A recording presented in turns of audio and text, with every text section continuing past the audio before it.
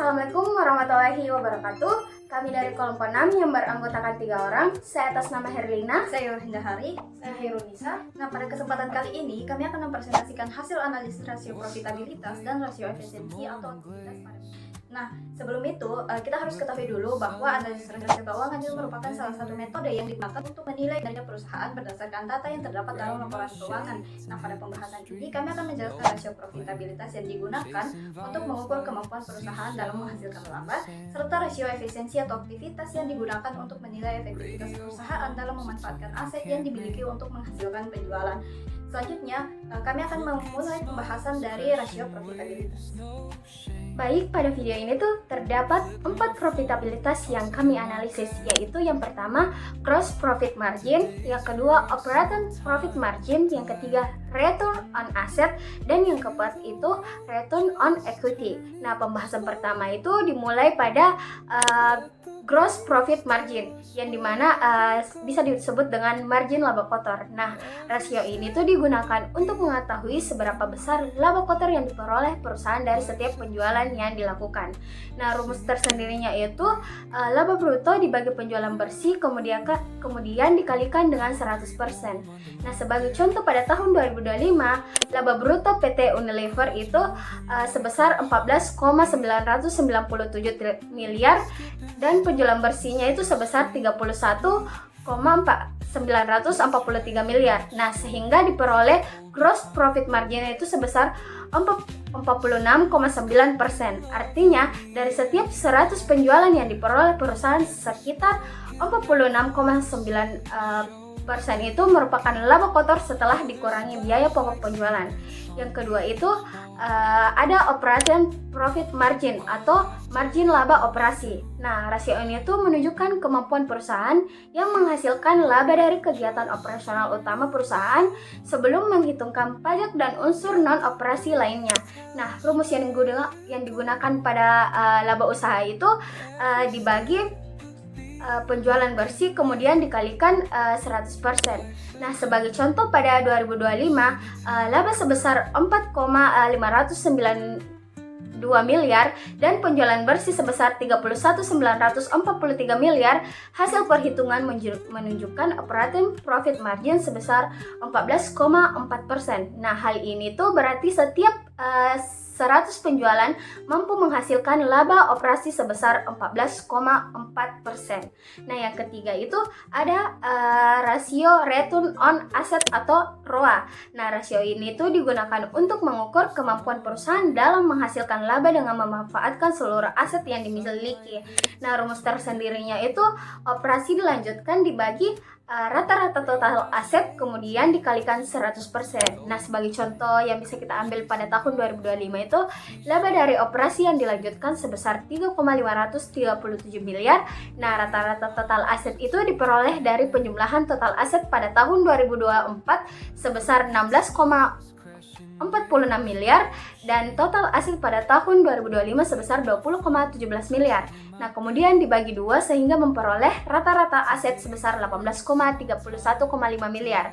Nah, hasil perhitungan menghasilkan ROA sebesar 19,66%. Nah, artinya perusahaan itu mampu menghasilkan laba sebesar 19,6% dari seluruh aset yang digunakan. Selanjutnya itu ada rasio profitabilitas, yang terakhir adalah return on equity atau ROE. Rasio ini digunakan untuk mengukur kemampuan perusahaan dalam menghasilkan laba berdasarkan modal yang ditanamkan oleh pemegang saham. Rumus ROE adalah laba dari operasi yang dilanjutkan dibagi rata-rata ekuitas kemudian dikalikan 100%. Sebagai contoh pada tahun 2025 laba dari operasi yang dilanjutkan sebesar 3,5 miliar, rata-rata ekuitas diperoleh dari ekuitas tahun 2024 sebesar 2,1 miliar dan ekuitas tahun 2025 sebesar 4,4 miliar, kemudian dibagi 2 sehingga menghasilkan rata-rata ekuitas sebesar 3,3 miliar.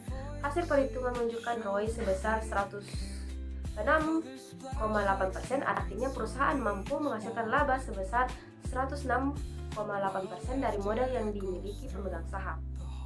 Nah, tidak hanya kemampuan menghasilkan laba, kinerja perusahaan juga dapat dinilai dari tingkat efektivitas penggunaan aset yang dimilikinya. Oleh karena itu, analisis juga dilakukan melalui rasio efisiensi atau aktivitas yang digunakan untuk menilai efektivitas perusahaan dalam memanfaatkan aset yang dimiliki untuk menghasilkan penjualan. Lalu ada rasio efisiensi atau rasio aktivitas. Nah, rasio aktivitas digunakan untuk mengukur seberapa efektif perusahaan memanfaatkan aset yang dimiliki untuk menghasilkan penjualan. Rasio aktivitas yang digunakan dalam penelitian ini yaitu total asset turnover atau turnover, working capital turnover, dan fixed asset turnover.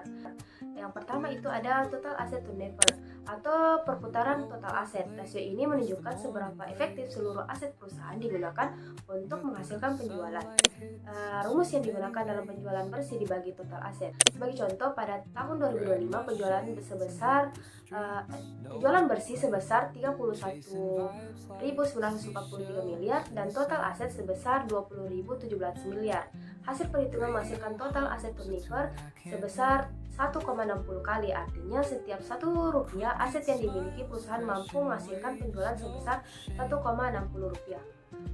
Rasio berikutnya adalah working capital turnover atau perputaran modal kerja. Nah, rasio ini digunakan untuk mengukur seberapa efektif modal kerja yang dimiliki perusahaan digunakan untuk menghasilkan penjualan.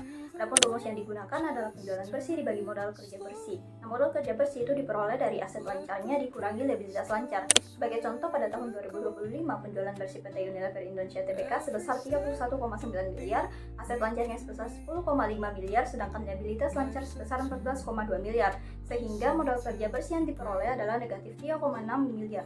Nah, jika penjualan bersih dibagi modal kerja bersihnya, maka diperoleh working capital turnover-nya sebesar negatif 8,69 kali. Selanjutnya adalah fixed asset turnover atau perputaran aset tetapnya. Nah, rasio ini digunakan untuk mengukur efektivitas penggunaan aset tetap dalam menghasilkan penjualan. Rumus yang digunakan adalah penjualan bersih dibagi aset tetap. Contohnya, pada tahun 2025 PT Unilever itu memperoleh aset tetapnya sebesar 20,17 miliar dikurangi aset lancarnya sebesar 10,5 miliar, sehingga itu diperoleh aset tetap sebesar 9,4 miliar. Nah, dengan penjualan bersih sebesar 31,9 miliar, maka fixed asset turnover-nya itu diperoleh adalah 3,37 kali. Artinya, setiap 1 rupiah aset tetap yang dimiliki perusahaan itu dia mampu menghasilkan penjualan sebesar 3,37 rupiah.